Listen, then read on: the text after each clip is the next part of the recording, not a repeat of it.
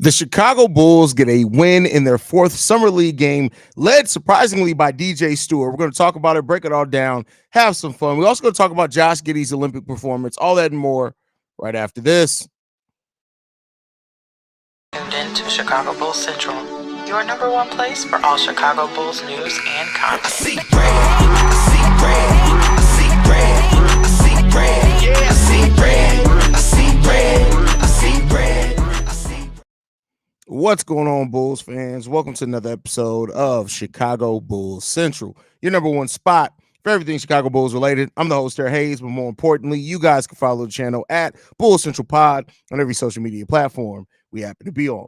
Let's go ahead and get into it for today. So the Bulls played their fourth Summer League game. We got one more game on the docket, I believe, against the Los Angeles Lakers, because you face off against Bronny James. But in this game, our boy Modest Bucilis actually came off the bench in this game. He still played 29 minutes, albeit in an overtime game. Not the greatest stat sheet from him. I want to be up front with it. He was 4 of 17 from the field, 1 of 6 from three-point range. He scored 11 points, 5 steals, 1 block, 2 rebounds. He also had 5 turnovers in this game.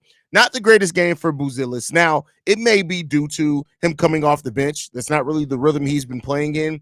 It's kind of either near here nor there with that for me. You guys can let me know what you think about it. I know a lot of people are going to have think pieces on the fact that Bucilis just did not score close to 20 points per game, 20 points in this game.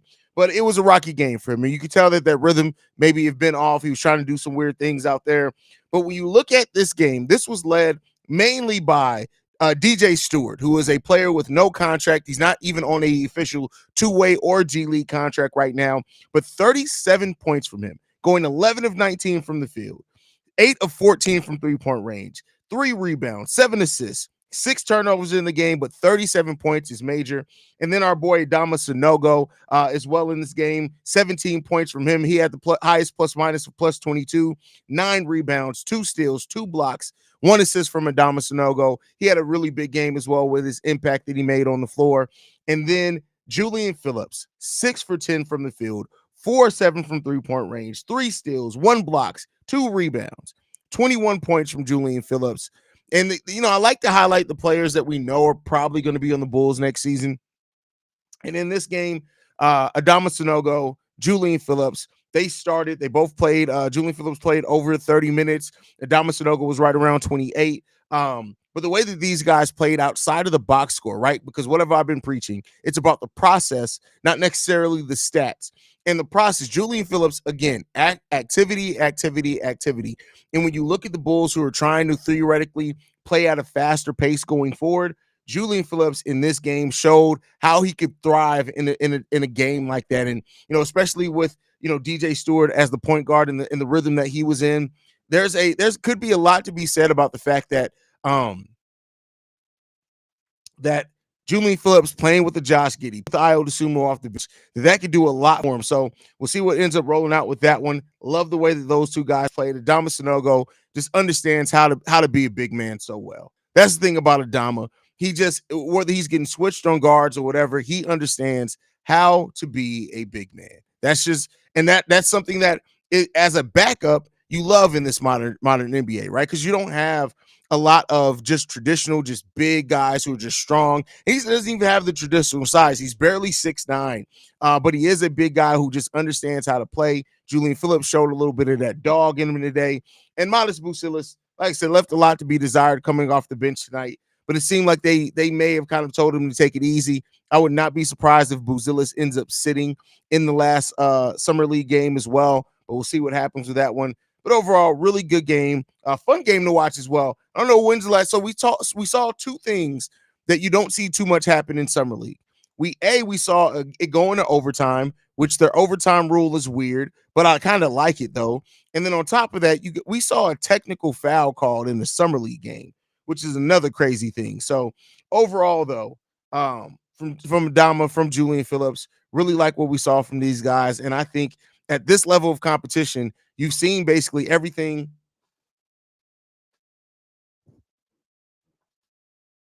See, it's little details, man. It was off just a hair. It was going to drive me crazy. Anyway, but you like to see these type of guys that you're hoping to be able to contribute to your team, they should look like they're kind of above this level of competition, and they did that pretty well today. So overall, really like what we've seen. This has been a successful summer league period for really the three players on this roster that we hope to eventually to get some minutes for the Bulls. All really have had a good summer league so far. So we got one more summer league game tomorrow against the Cavs. We'll be live for that game, of course. Well, after the game, you guys know I don't do live calls. So we'll be live after that game for sure. But the guys that you really want to see the most growth and development from, I honestly would have loved Dalen Terry to be on this summer league team. I understand going into his third year while he's not.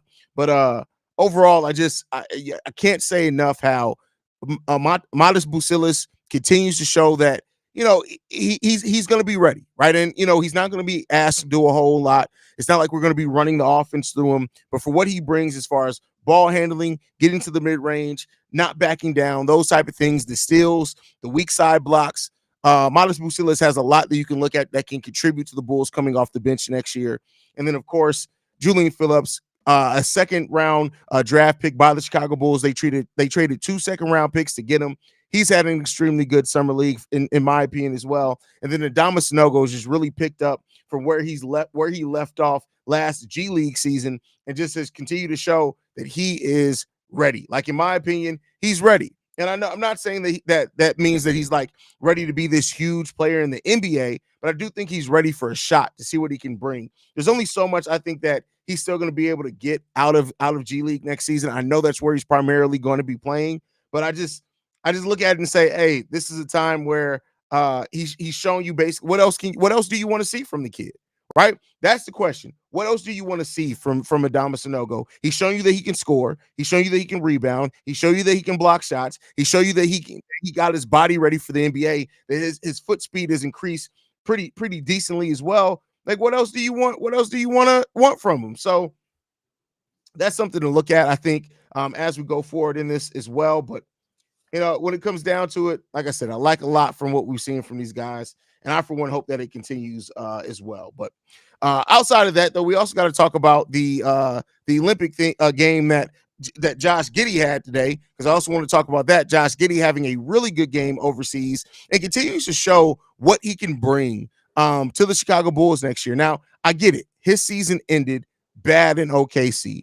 And I know a lot of Bulls fans have used that to say, what is he going to bring over here? But I think when you look at, he was in a similar situation to what Vooch and DeMar kind of were, in the sense that one of the guys is going to take the hierarchy, but they both like to take their shots and things from the same place. Shai Gilgeous-Alexander is clearly a better player than Josh Giddey and should be prioritized over that. But Josh Giddey now coming here and being able to play point guard, I like what we're seeing from him over in Olympic play. 19 points, 4 rebounds, 5 assists, and he easily probably could have had another 3 or 4 assists, but his teammates just couldn't hit the shot. Like what we're seeing there from Josh Giddey overseas, and I continue to be impressed with how I can see this roster fitting together going into next season, to see why the Bulls looked at Josh Giddey and said we'd rather have Giddey than getting a late first-round pick. So I can see all that stuff and why the Bulls may have looked at it that way. Not to say that some picks still wouldn't have made it feel better, right? But I think that overall, Josh Giddey is going to be a player that offensively, right? We can talk about the defense another time, but offensively, as a point guard who can run the show, who's going to put players in the best situations, who's going to get the ball to players as long as they're moving without the ball, cutting to the rim. Josh Giddey continues to surprise me and show some things. Who says I'm locked out? Oh, I didn't even see Dub there. My bad, Dub. What up, though? What up, though? How you doing, man? Now when you join, my bad, bro. What's good? Yeah. What's going on, What's bro? up? What's up, man? I hear you talking about Giddey. I want you to continue to cook. I want to add a little bit to it. Go ahead. Yeah, so it's just with Josh Giddey, like watching him over in the Olympics, and I know the international basketball is a much different game, right? But when you look at the things like I said with Summer League, you're looking at the process, not necessarily the result. But Josh Giddey's understanding of what defenses are trying to do, and even if you don't look at the assist number per se, when I've said before that he's in the 90th percentile at creating open shots for his teammates, it's because he sees what the defense is doing and he moves he basically manipulates the defense to move the way that he wants them to. And that's why I think it's going to be really important for players to play and move off ball. Zach, as long as he's here, Bucilis, Io DeSumo, Kobe, if he grows his off-ball game. These players, Jalen Smith, right? I would have loved to see Andre Drummond still be here, but Absolutely. the way that Josh Giddey identifies that, okay, this is where the zone is at the defense. Let me penetrate, move here, and as long as this guy cuts, I'm going to get him to pass over the top.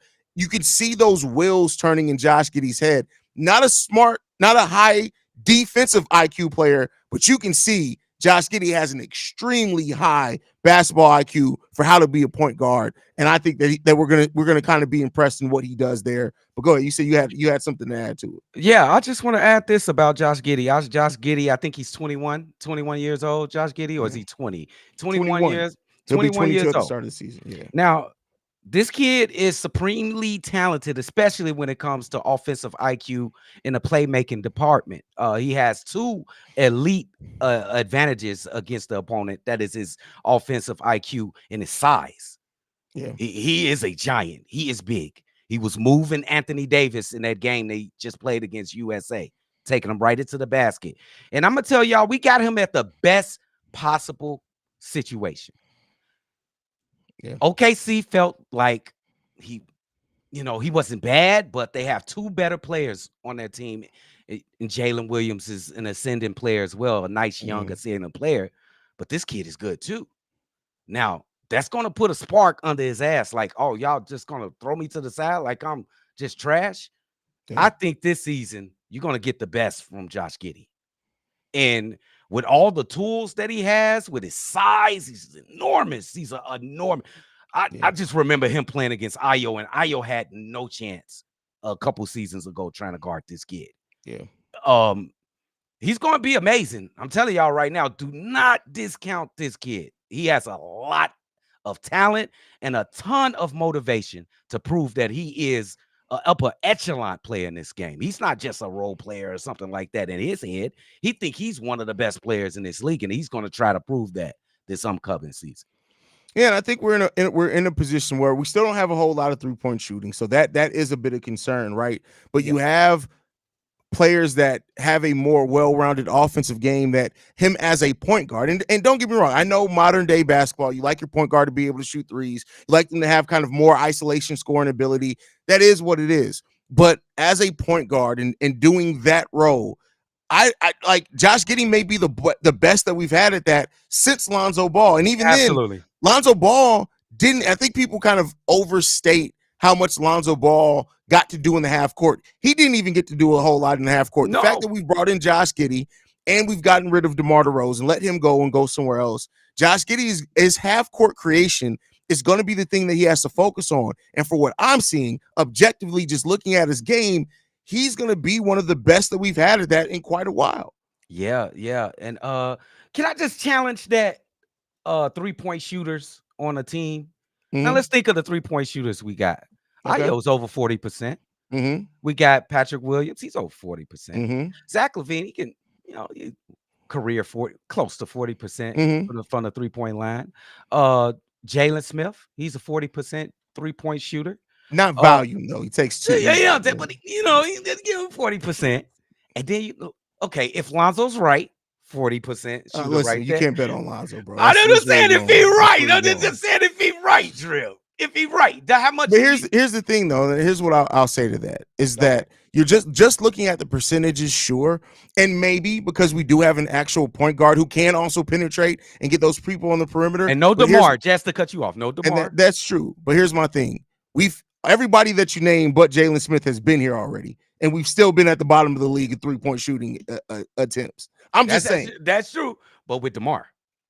That's true. So that is a different look. That's why I said and DeMar, he did a lot in the half court, but DeMar's a great passer, but he's not a playmaker. Those are very different things, right? No. Yeah, Josh Giddey can create plays with how he moves. And so maybe the three-point shooting is better.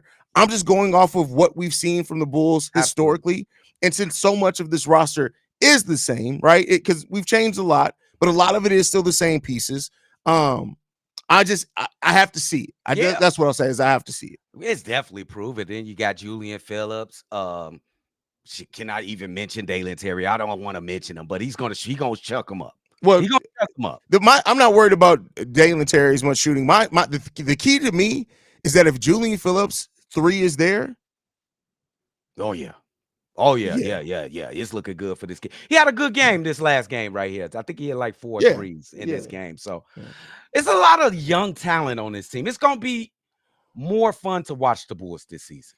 I think that the Bulls are going to be this right now without seeing this team and how it's going to get together. But looking at it on paper, I would not be surprised if the Bulls are one of those teams that are in a lot of games but lose a lot of close games as they're having people learn how to close, right? And that's fine to me. Like, I wouldn't be surprised if the Bulls, for example, have a lot of games where you look back and they're like, damn, they lost that one by 5 points. They lost that one by 3 points. They lost that one by 6 points. And we're like, it just came down to them learning down the stretch. But that's what you want from a young team, right? You want them to be learning on the fly. And the difference is that now DeMar isn't there as the safety net.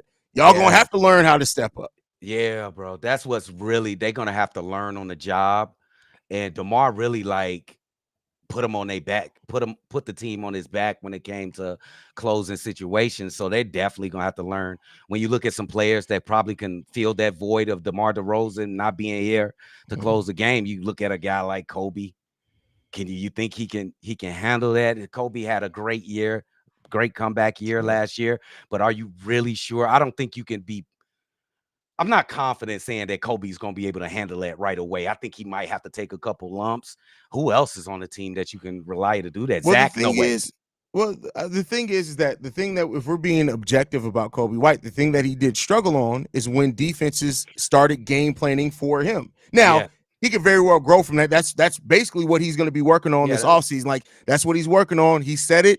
He said it at the end of the season. That's the thing that he needs to focus on. And if he comes in there and does that, cool. But I even think that when you look at it this way, is that this is going to be a hungry team. Everybody on this team has been doubted at some point. Kobe, 3 years ago, a lot of these same Bulls fans saying, oh, we can't move Kobe. We're saying we should have moved Kobe for a power forward. Absolutely. Patrick Williams has got nothing but doubt around him right now. Io's from Chicago. He's always going to have a chip on the shoulder. It is what it is there. So you know that. Busilis is just like that. He's a living chip on his shoulder. Like, he just takes his dude's petty. So it's going to be, and Josh Giddey, as you mentioned, there's going to be a lot of guys out to prove what they can bring. And since we're starting off this season, and I know you're going to hate this, still with Vooch as the starting center and Zach LaVine here. This team, I would not be surprised, and I've said this multiple times. If this team has 35 wins, it's better than the 39-win team last season because you're doing that with mainly young guys who are figuring it out. Absolutely. So 100% correct.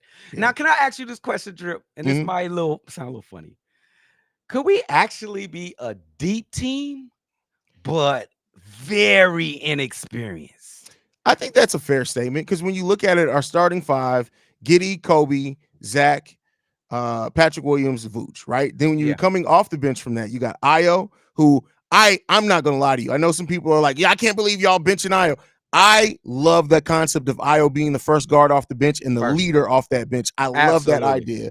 He's going to be great in that role. You got Ayo Dosunmu. You got Modest Busilis, who are definitely going to be coming off your bench. Torrey Craig there as the veteran. Who else am I missing? Julian Phillips as somebody who's trying to prove themselves. Dalen's going to get some minutes. And then you still got to look at like Chris Duarte. While I don't really have high expectations for Chris Duarte, I know some people do. He's also somebody who's going to be looking to prove, hey, y'all loved me my rookie year. Yep. Let's get back to that. So we'll see, man. It is like a redemption team. We got a little redeem team over here in Chicago. I mean, something like that. Yeah, they got to prove they got Billy Donovan still coaching them, so take that. He went and hired his son. It's the craziest thing. It's crazy. But look, I'm gonna be very excited to see this team because it's a lot of new. I like new shit, and I think they go play new. I think go play a new way.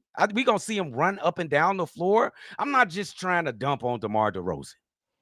But it's just going to be a different type of play without that guy on the team. He is a half court, he's deliberate to on his moves to score baskets. So this is going to be exciting, man. You got stories. Is Lonzo going to be good? What's going to happen to Zach? Giddey, he trying to, you know what I'm saying? I think he might end up averaging 10 assists. That'll be his first time in his career. He got a Yeah. chance. He got high flyers. He got high flyers, and he got some shooters too. Ain't no telling, bro. Ain't no telling. Yeah, Ain't this no is gonna telling. be a team that tries to get out and run, and Yeah. I'm not mad at that at all. And I hope that they're when you look at it, Iowa was our best player in transition last year. Absolutely. And now you add a point guard like Josh Giddey as well. Like we're gonna solid. And I think when you look at how we played in December after DeMar and Zach were down, that's more similar to what we're gonna try to play this whole season, in my opinion. So I think that's gonna be a fun brand of basketball for sure. Yeah, and you just add a elite playmaker to that team when we was without DeMar and Zach. Elite, and we was already good without that because we didn't have a guy that can set up people really and get good shots and open shots. You know what I'm saying? But now we do, and none of those. Well, Zach will be here, but I think Zach is going to be on his best behavior. I think he's going to be a team player. This is really going to be, to me, it's going to be an audition for Zach. You know what I'm saying? He's going to be out here on his best behavior. So I'm excited, bro. I don't give a damn what y'all say. I don't care if they win 30 games. I don't give a damn. But I just want to see the young kids play. It's going to be a fun season, man. It could be a bit of a stressful season as well as far as the wins, but we'll see what comes down with that, man. I know you popped in on the Giddey talk. How do you feel about overall, right? Not just this game, but the summer league from the three Bulls that we're hoping gets minutes next year? Buzelis, Jullian Phillips, Adama Sanogo. How do you feel about their summer league so far? I'll just start with Sanogo. Sanogo, I always loved Sanogo since last year. Since UConn. He's a winning player. His game is like very basic, if you want to say, but it's very important. He's a big guy. He's an OG big guy. He's going to stick in the paint. He's going to get rebounds. He's going to post up. He's going to turn around and go over his left shoulder. That's what he does, and you're not going to be able to move him. I'm like him. He's solid, nothing too special. He's never going to be garbage because he's just, Adama, I mean. Jullian Phillips, he had a good start to the summer league, and then it looked like he tried to do extra shit. Like he tried to trash shit in the second game. He tried to get out of the box a little bit. But then this game right here, he kind of fell back to what he can do well.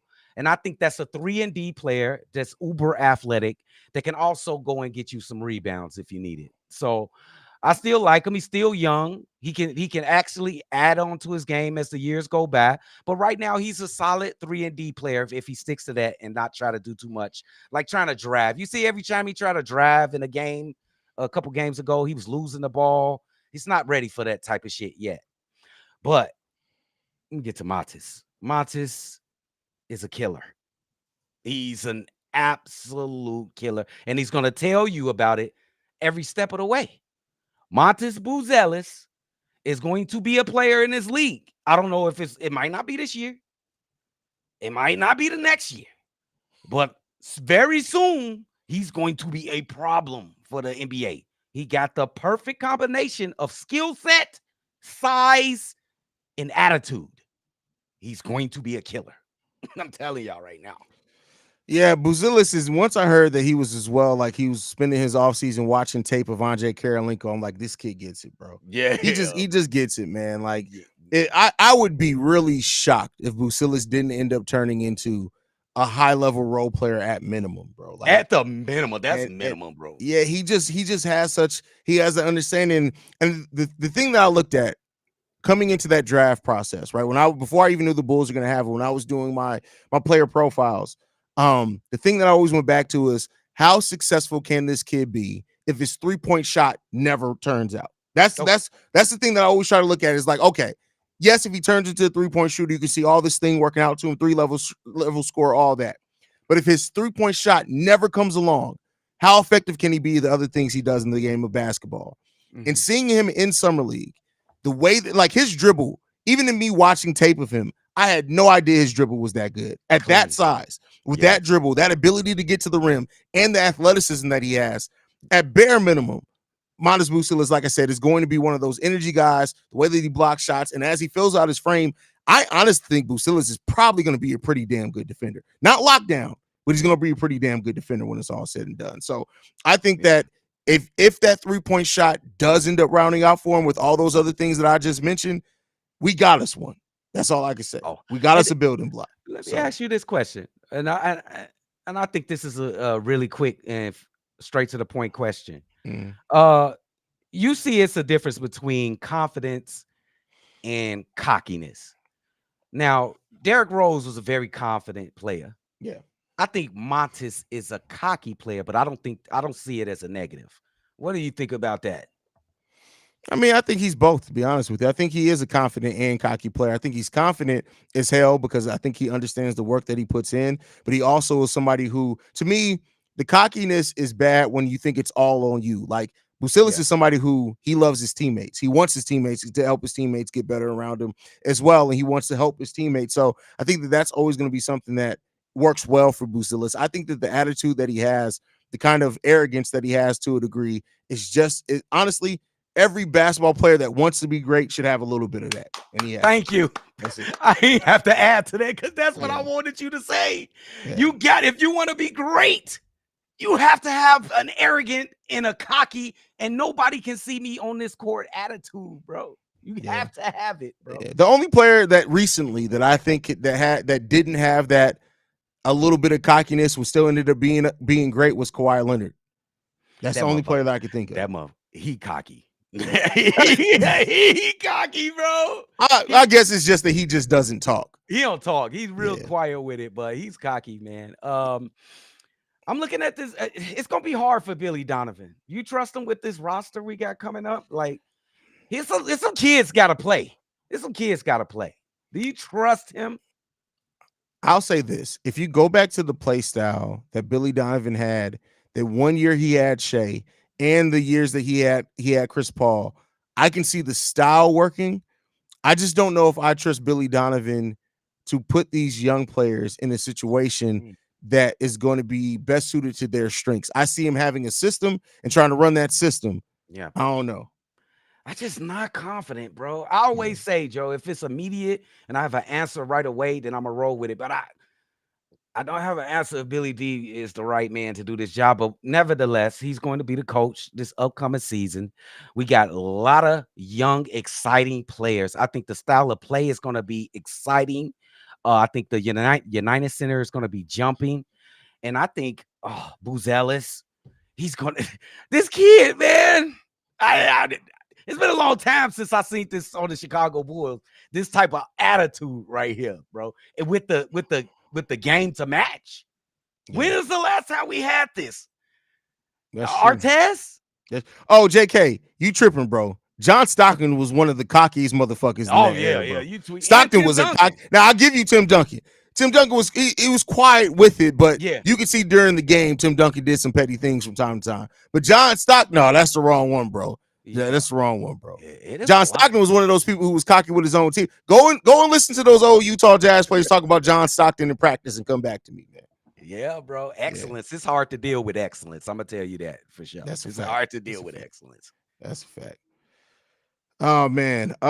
Any last thoughts, C-Dub, before we get up out of here, man? Hey, man, we got Bronny coming in. We got Bronny.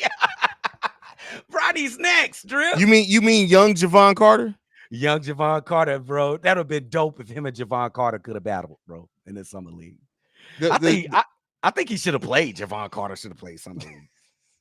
I ain't even capping. He was trash last season, bro. Do you gotta know get how right. disrespectful that would be to like an 8-year vet? What is he, 6-7 years he's going on to say come play in summer league, bro? Bro, he disrespected us for putting that shit on the court last year. How many times he threw that damn ball up on top of the backboard, behind the backboard? How many times he missed wide open fast break layups? Bro, that's not professional, bro. You should have played summer league, gang. Get right. That's hilarious, bro. DJ That's finna funny. kill. Hey, but DJ on some real shit, DJ finna kill Bronny tomorrow, bro. DJ Steward. Bro, kill Bronny. DJ Stewart is probably going to embarrass Bronny tomorrow. He finna kill Bronny tomorrow. Yeah, he's probably going to, bro. It's gonna be ugly, bro. He had a couple good games, Bronny. The last 2 games, he had 12 and 13. But he finna get killed right now, bro. He finna get killed. Don't nobody give a shit about Bronny James 12 and 13. Nobody bro. care. He sound like his daddy too. It's kind of He does. He really sounded does. eerie, bro. Except he has none of the skill. None. None. Zero, bro. Man, Bronny James is like somebody tried to draw LeBron James from memory, bro. Like he's just never, bro. What? Brian Scalabrine was a better player than Bronny James. Oh shit! Damn, Drill. Scalabrine would cook Bronny James. Now, to this day, what is Scalabrine like? 42 years old. He would cook Bronny to this day. Damn, hold on. But Bronny's like 19 or something. Scalabrine like 50. Cook. Damn, who get ball first? It don't matter. Scalabrine. No, it gotta be Scalabrine. That's the only way he cooking Bronny. That's it. Cooked. Bro, he 19, Drill. He can get better. I'm talking about right now. I don't care what he does. I'm talking right now. Okay. Right now, bro. I ain't gonna dismiss it. Campaign could cook Bronny James, bro. Yeah, he'll cook the shit out of like, yeah. Come on. Cam, kill him. He'll kill him, man. Cam's garbage to me. But he'll kill Bronny. For sure. No doubt. It's sad, bro. It's just once again, we appreciate you, Drip, for earlier today. Appreciate you. Oh, you already know, bro. I'm always gonna always gonna hold it down, bro. Like this is if I see the fam, I'm always gonna. You had Do-Rag Haize on the show. Yeah, y'all missed the Do-Rag. That's a one every 2 year thing. So you know you only get so you know. Hey, we doing copyrights. No screenshots. We busting copyrights. My bro don't want nobody to see the Do-Rag. So we busting copyrights. Don't do it. Hey, all right, man. One more. Would Kennedy Carter kill Bronny? Kennedy Carter would absolutely cook Bronny James, bro. He may give up basketball, bro. Marina Mabry would cook Bronny James. She'll cook Bronny, bro. She'll cook his ass. Matter of fact, hey, bro, listen. Oh, he finna get real disrespectful right now. Listen, bro. Dana Evans will cook Bronny James. Now that's saying a lot, bro. Dana Evans at 5'6" with that dribble would cook Bronny James. Oh, I can't dismiss it though. I ain't dismissing it though. Just saying, bro. And she the trashiest player on Chicago Sky right now. No, that's Breonna Turner. Let's be Breonna Turner. Okay. I gotta take what you say because you know you the OG of this shit. Chicago Sky. But man, we appreciate you guys for tuning in, man. Go support the WNBA, by the way. That game's on at about 20 minutes, man. But love you guys. Go Bulls. C-Red. Make sure you guys go over to Shy Bulls podcast with them Cognac boys, as well as they're getting close to 6.5 thousand subscribers over there. Well, I love that this has been the summer of Cognac boys, bro. I really do love it. We've been trying to go. I appreciate you, big dog, man. We following the lead, man. You showing us the way, big dog. Listen, I'm just ignorant, bro. That's all. What the fuck? How you go there, bro? When I just looked at it, bro, last week, just on Bull Central, last week, bro, 7 days, 13 videos. Nobody should be posting that much, bro. Shit, bro. I think that's light for you. I've seen worse. I ain't gonna lie to you. Yeah, that was that one weekend. That was that 1 week with the Bears and free agency. That over on Bears Central. I think we did. What was it? 22 videos in 1 week. 22 videos in a week, bro. Yes, we have lives. Yes. We do. Oh wait, no, we did get the super chat. My bad, bro. I pinned it and then I forgot. We did get the super chat. It says I like DJ, but I'm good on a team full of guards. Plus, we didn't keep Freeman Liberty. Don't keep DJ. Also, keep doing your thing, bro. You be on point. I appreciate that. I actually pinned it. You see how quick it was for me to get it up. I just. Whoa, that was a pause to me to bring it back. But no, I mean listen. No, I think you got to learn from your mistakes. You didn't keep Javon Freeman Liberty. So what? Like, it's a two-way contract. You're not bringing them on the actual NBA squad. I would rather have DJ Steward than freaking Drell, than Henry Drell or freaking Andrew Funk. Like, yeah. He outplayed them guys. I think he deserved it. He played his way at least into the G League team to the Windy City Bulls for sure. That's a fact. He definitely did. Even though I don't like a lot of things from him, but you can't just hate on everything, bro. You can't hate on everything. All right, man. Love you guys, man. Make sure you guys stay tuned in with us, man. You can follow us at Bull Central Pod. You can send us any feedback, questions, comments, concerns, bullcentralpod@gmail.com. Lastly, if you want to leave a text message and or voicemail, number to do so, 773-270-2799. We're the #1 spot for everything Chicago Bulls related, and we'll see